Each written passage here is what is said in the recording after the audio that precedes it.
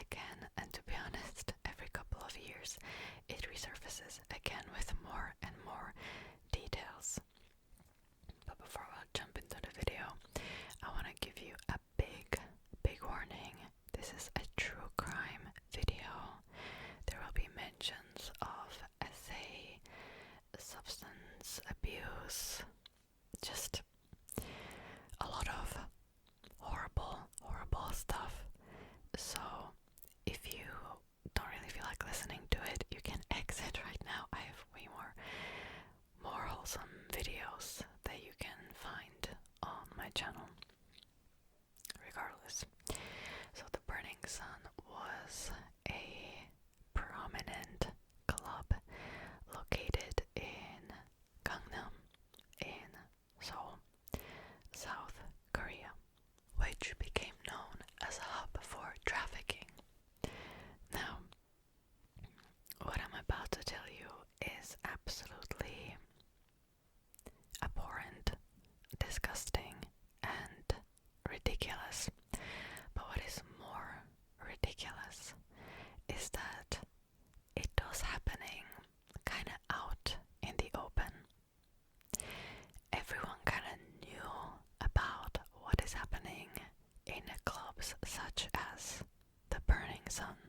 There were reports being made, but no one really took it seriously. And specifically, clubs in the Gangnam area had a certain reputation. They were more bougie, they were more glamorous. A lot of men that had money would go to these clubs to look for women. Also, the adult entertainment was and still is rampant. You see, while this was happening, I was actually living in Korea, in Seoul, as a student for the first time. And even I would be hearing stories of women being dragged out of clubs forcefully and no one would help her. Girls getting pregnant from SAs and having to leave the country in front of a friend. But at the same time, my classmates would tell me stories like, oh, I went to a club last night and we were partying with Yona, which is a very famous singer in Korea. We'll talk about her briefly, especially at the time she was very famous. And so everyone kind of knew what was happening in these clubs, but it's hard for me to describe. It was almost like this mentality, well, what do you expect when you go to clubs like this? And which doesn't make it okay, right? But I remember, I think maybe with some of my friends we wanted to join the original group. I don't know, to go to some establishment. I don't remember, but I do remember that a friend of mine who was a local, who grew up in Seoul, was like, absolutely not, do not ever set foot inside a club in Gangnam. And I took it seriously. I never went. Till this day I never went. But less than a week later, I think, this scandal broke out and it took Korea by the storm. Okay, enough of introduction. So, the Burning Sun was the it club at the time. Everyone was curious about what was happening in this club because it was owned by Sangri, who was a member of a very, very famous boy group from YG Entertainment, Big Bang. Even if you weren't a fan of Big Bang at the time, you kind of were. If you were familiar with K-pop, they were absolutely huge, and he was one of the members. And he was known for throwing these luxurious parties where hundreds of thousands of dollars per night. He was like the great Gatsby of Korea. So when he opened a nightclub, naturally everyone was curious about it, right?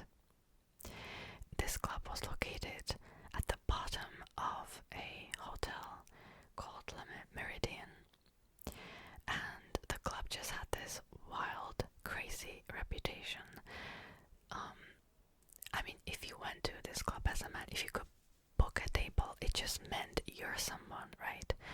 And only the prettiest woman could get in for free. See, right now I have to mention this. This quote popped up in my head from a Netflix social media documentary from years ago. If there is no product, if you're not paying for anything, that means you are the product. Of course, that doesn't make it okay what was happening inside. So technically there are two parts of this scandal. Part number one is a group chat between Seungri and his friends. And part number two is the burning sun, which I would say is a direct result of what was happening inside these chats. So right now I'll tell you about the people that were involved. I'll give you a list, a rundown, and then I'll talk about the scandal itself. So, number one, we have Seungri. I already mentioned him. He was pretty much the ringleader of the group. He had the most power. He was organizing everything behind the scenes as well. And he would always plan these events to lure in foreign investors, clients. Seungri was involved in other businesses. He had a ramen business. He opened a pub called Miltang Pocha, and I think a few weeks later there were essays happening on the premises. He was also CEO of a label that fell into the YG family called YGX. And he was just involved in a lot of different businesses.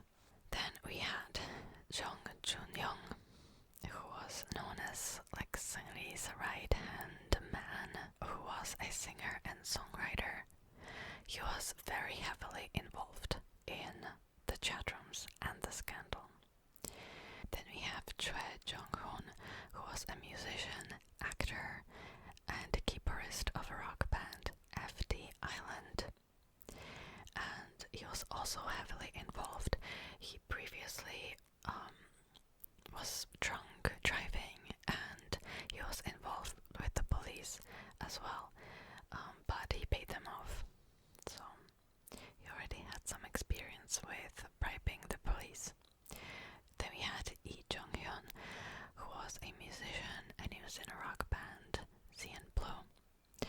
Then Young Jun-young, who was an idol. He was a member of a group called Highlight, and apparently he was not heavily involved. He was more of like a bystander in the chat rooms. It was very like wishy-washy, we don't know exactly, but recently it broke out that he's dating Hyuna, the famous singer, and people did not like that news because of his involvement in the scandal. But we have way more names. Roy Kim, Kang In, who was a former member of Super Junior, Jung Jin-woon, Lee Cholu. They're like, to be honest, till this day we do not even exactly know how many were involved. Okay, these are just the main characters and main people involved. Okay, so first I'll talk about the chat rooms because they were dated before the Burning Sun was opened. So in September 2016,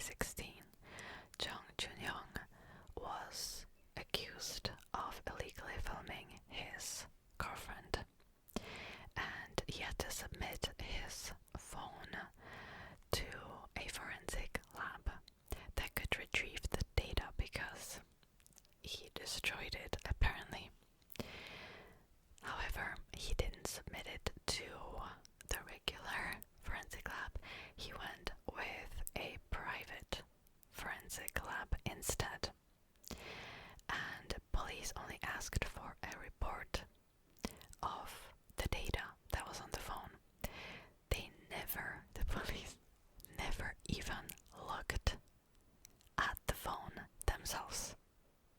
They just simply wanted to close this case. I'll read you a quote. This is from the BBC documentary that came out like last week. Quote, "It doesn't matter to us whether it can be restored or not. Police suggested it would be best to say it's impossible to restore." Unquote. They didn't care about what was on this phone. Okay. So then Cena Entertainment, which was his agency at the time, released a statement claiming that the charges were cancelled, the situation was dismissed. He said it was some sort of a misunderstanding and almost like a joke, and the public saw him as a victim. So he thought he was safe. What he didn't know was that there was a carbon copy being made of this group chat. And after the Burning Sun scandal broke out 3 years later, these group chat messages would resurface. Now, what exactly was in these messages though? This was happening from 2015 to 2016. So, Seungri used women to get investments from wealthy businessmen from Japan, Taiwan, Hong Kong, and more. He would organize these events, parties, trips, where he would bring women. I have to be really careful about the wording because YouTube can ban this video if I don't. I will have to censor some words, but he would draw these women at these events and they would essay them. They were also filming the acts and then they were posting it in these group chats, and they would talk about these women disgustingly.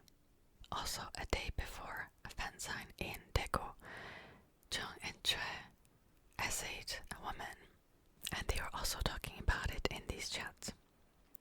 But there was also a strong evidence of police collusion, meaning they were protected by the police themselves.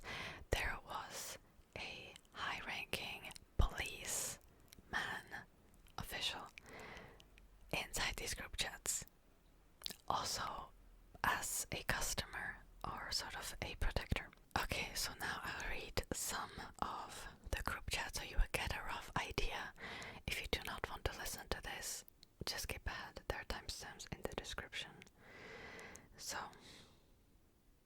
in this group chat there is Seungri, there is his former business partner Yoo In-suk, and another business partner Kay, and they were supposed to host a female Taiwanese business client called Q and her acquaintances. And these acquaintances, these business partners of Q, were their main priority, right? So Seungri says, make sure to give them everything they want. Call the girls. It looks like they're guests from Taiwan. Okay, who are some girls we can call right now? Why does it have to be Chinese guests? OMG. UN says, okay, take care of that so they don't get mixed up with other people. Kay says, yes sir, I'll stay right next to them. Cindy says, do it right, don't screw up. UN says, but a man with them too, one who can handle Q. Kay says, I'll take care of it. Cindy, okay, what about the girls? Go with the ones that give it good. Okay, I'm contacting them, but I don't know if they'll want to give it to them. Will the girls want to do it with when it's not you guys? For now I'm getting the low-grade girls. Also, low-grade girls, sometimes they were referred to as adult workers, as workers basically. They did not though want as workers. Keep that in mind. Jung Jun-young says Chinese guys probably prefer plastic girls. ladies, they're like women who have a specific look to them that have done a lot of plastic surgery. Secondly, we'll make sure to do it right. You in success. I'm arranging some as workers, so when the two as workers get there, okay, you lead them to the hotel. Kay says, the two Ken guys, I sent them away. In this group chat there is Jung, there is Kim 1, who is a friend, E, who is a singer, Kim 2, who is also a friend, and Young, who is a singer. Okay. Jung says, I slept with blank.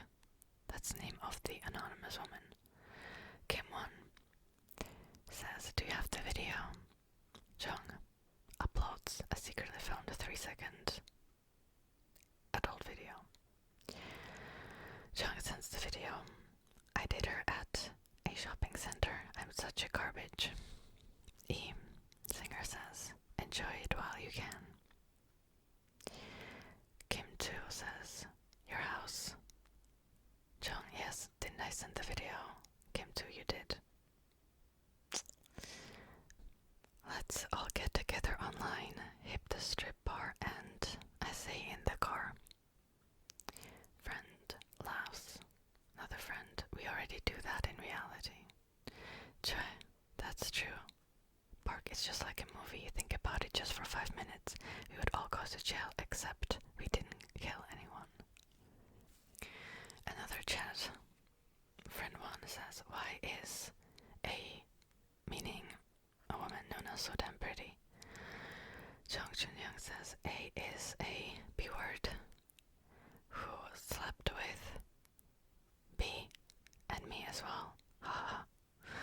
Certainly, I plan on sleeping with her as well. Mr.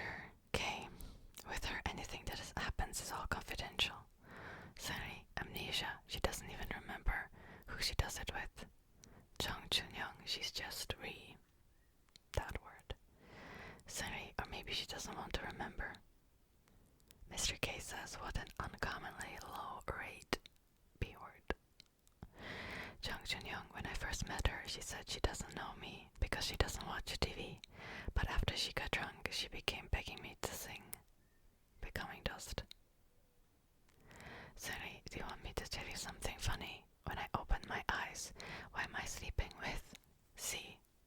Different woman. No. Where did D and E go? D-E-R and other names. Sorry. This woman is a work of art. Wow, I admit it. The friend says, yesterday I felt her breasts a ton. Her sister is also fine. Jung, right? Her sister was a real surprise. There were a lot of hidden gems yesterday. Friend says, but there were so many men. Sorry, we can just get rid of them. Let's just have them together, Young. Sadie says, in Korea we can just have them all and I will marry a foreign girl. Young, since you're in Jeju Island today, call X again today. I'm done. I am done. Okay, so those are the group chats, right? I should also mention this. If everyone left the chat room, the Kakao Talk chat room, all of the previous contents, all of the videos, everything would be deleted. The reason why this was discovered was because Jung was just too fond of the videos, so he pretended to leave last. But actually, he remained active. Therefore, all of this could be later revealed. Keep in mind, this was happening between the years 2015 to 2016. In 2018, the Burning Sun, the club, opens, and everyone is curious about it, right? At this point, nobody knows about these group chats. Alright, so I wholeheartedly believe that the club was opened as a way for Sunny and friends to have a comfortable place where they could arrange these meetings. So technically there were two operations running. operation was just a regular night club, right? People were partying, dancing in the main area. People could buy tables. Minimum was $1,500 on a weekday and $7,500 on a weekend. And when there was an event, it could go up to $75,000. They served alcohol. There was bottle service, and the alcohol sets were priced starting at $10,000 all the way to, I think the most expensive one was $100,000. Okay, then you had the second operation, the illegal operation, for these rich guests that were looking for different services. So there was a separate area, there were separate VIP rooms where these stuffs were happening, and then or they could also go to the hotel above. And here is how the second operation worked. So the employees, they're also called merchandisers, MDs, so I'm going to refer to them as such, merchandisers. Some of them were just regular merchandisers, right? They were part of the first operation.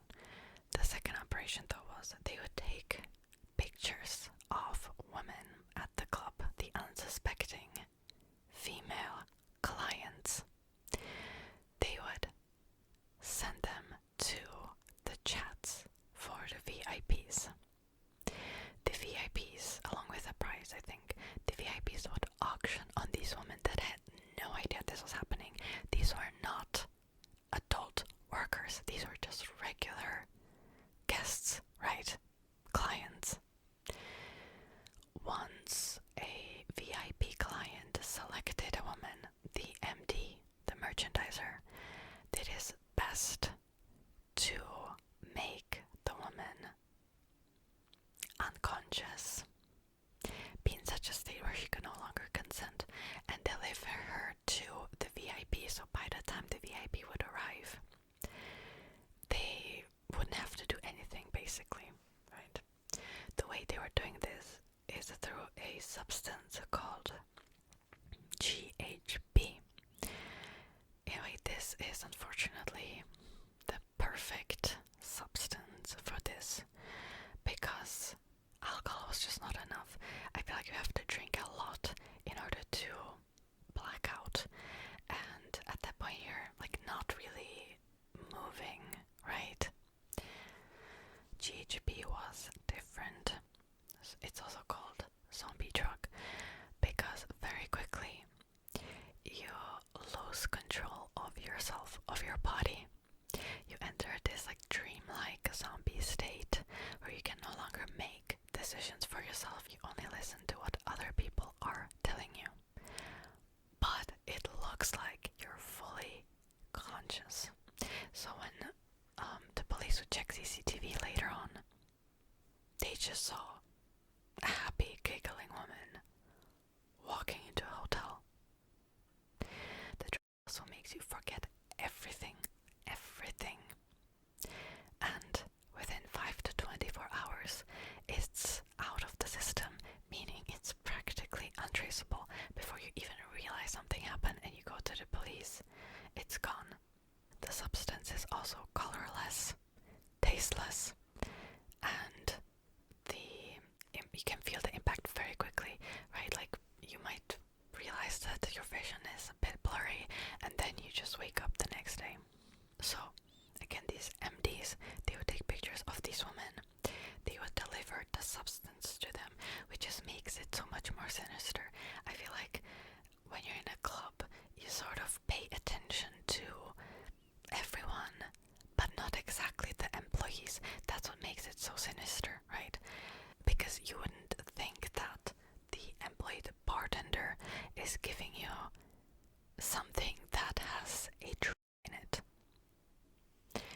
The MDs this way, they could make over $80,000 a night on tips from these VIPs. $80,000. And these group chats, again, they were so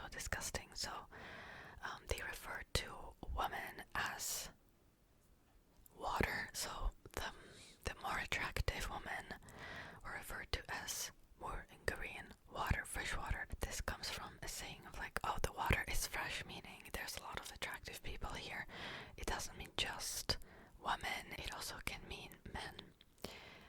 The average-looking women, the not-so-attractive ones, were referred to as side dishes. So there are chats there where they're like, hurry, hurry, hurry, don't even get water anymore, just deliver a side dish to them, to the VIPs.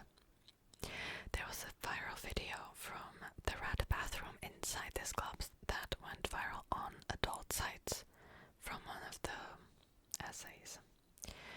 And while this was happening, so while the women were essayed, they would film them as well. They would take pictures of them, and they would create a product catalog for the VIPs to choose from ahead of time. So for example, on Thursday they would send out this product catalog along with a brief description of the woman already, and then they try to lure the woman back in to the club. I don't know how they have done that. They got their phone number and they somehow lured them back in. So there were reports being made. Like I told you, everyone kind of knew about it, sort of. Did we know that it was this bad? Absolutely not, though. So the police didn't really investigate anything. The police were on it. And here comes the main reason why the scandal broke out. So in November 2018, a man that was later referred to as Mr. Kim, so I'm going to call him Mr. Kim, saw a woman being dragged out of a club, an unconscious woman, and he tries to stop the situation. Instead, he got attacked by the employee because now he's in a way of the employee making a huge tip from the VIP. It's raining outside, by the way. So he gets brutally attacked. He had 3 broken ribs. He fell on his face. Soon the police arrive and they arrest Mr. Kim, not the employees. No, they arrest Mr. Kim forcefully. They beat him up as well. They kicked him, which must have been incredibly painful because he already had broken ribs. They deliver him to the police station, and there's a video of him in the police station shouting. They are essaying women at the Signifies club. There are drugs involved.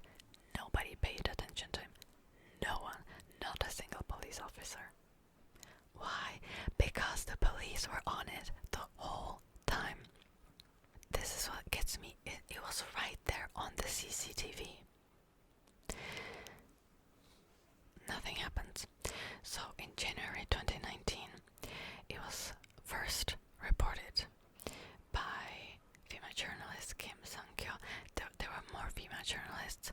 If you watch the BBC documentary, it affected their lives enormously because nobody believed them. Nobody thought that this could be actually possible. And the media tried to fabricate a story that Mr. Kim was actually the one that was essaying these women at the club, which is why the employee was attacking him.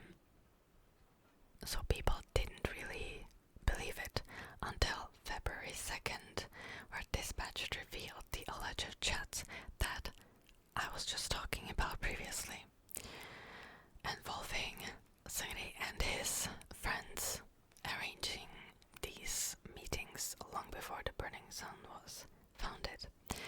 At first, Signy tried to tell everyone that he was not really involved. He was just a director of the Burning Sun. He had no idea what was happening. Signy was interrogated for 9 hours. He cancelled concerts. He also said that he will no longer be involved in the entertainment industry. Recently, it was also revealed that Kuhara, a female idol, she used to be in the Kara group, and the previous year she was involved in revenge adult video scandal that were recorded by her ex-boyfriend. She helped the journalists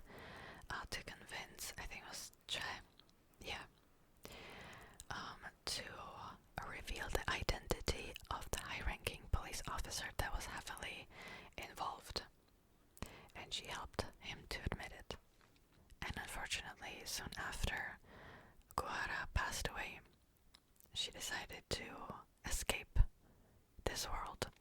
Also, Chai was accused of sharing illegal videos. Chung was brought into the police station for a questioning which lasted 21 hours. 21 hours. It became also revealed that Seungri had a lot of shares in the Burning Sun, so he was involved in the club. It wasn't just the messages from the previous years. Also, Mr. E, who was the CEO of Burning Sun, said this in an interview. If Seungri's Kakao Talk messages from 3 years ago are a crime, then aren't all Korean men criminals? I remember at the time when the scandal broke out, there were policemen stationed everywhere in Gangnam in front of these clubs. And I remember a friend of mine asked me, hey, maybe we can actually go to one of these clubs because it would be safe, right? There's police everywhere. Knowing that the police was on it the whole time is just so chilling and sinister. And yeah, we never went, luckily. I'll skip ahead a little bit. So Jung was sentenced to 5 years in prison. Originally 6, and it ended up being reduced to 5. Choi 2.5 years. Brother of Girls' Generation Yuri, who was involved in some of the ski trips during like 2015, 2019. 4 years in prison. He was also accused of gang SA. Seungri instead went to the military because in Korea, Korean men have to enlist to the military, so he was sentenced by the military trial. He had 9 charges. Originally, they sentenced him to 3 years in prison. 3 years. He appealed, and he was sentenced to 1.5 years. Kim, who was one of the Burning Sun MDs, 4 years in prison. The high-ranking policemen were acquitted of all charges related to the chat room. And also Mr. Kim, the whistleblower, got a 2-year probation for allegedly essaying women. And at this point, everyone is actually out from prison by now. Yeah. Last year, I think Seungri had some kind of cheating scandal, so he's back at it again. There's this scandal that he was pretending to be in monogamous relationship with 2 different women. At this point, I don't know, I don't really see that as like a big deal, if I'm being honest, compared to the previous charges. And he is just simply enjoying life, planning different business ventures. I just recently saw an article of him celebrating a new business venture. Also, after I filmed this video, some new news came out that apparently Seungri secured an investment to open a nightclub in Cambodia. I can't. So that brings us to today. Everyone is out of prison, living their best life.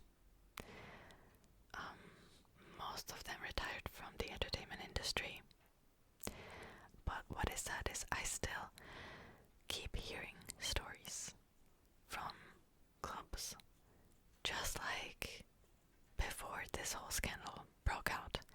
And if you watch the BBC documentary, one of the employees, the MDs, that now works in a different establishment, says this is still happening.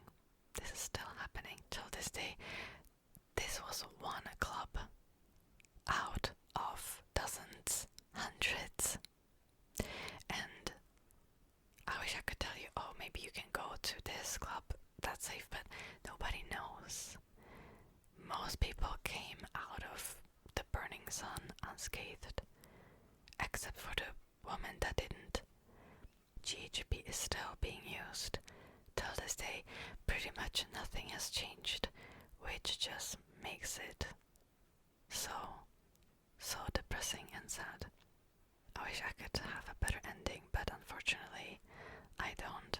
Thank you so much for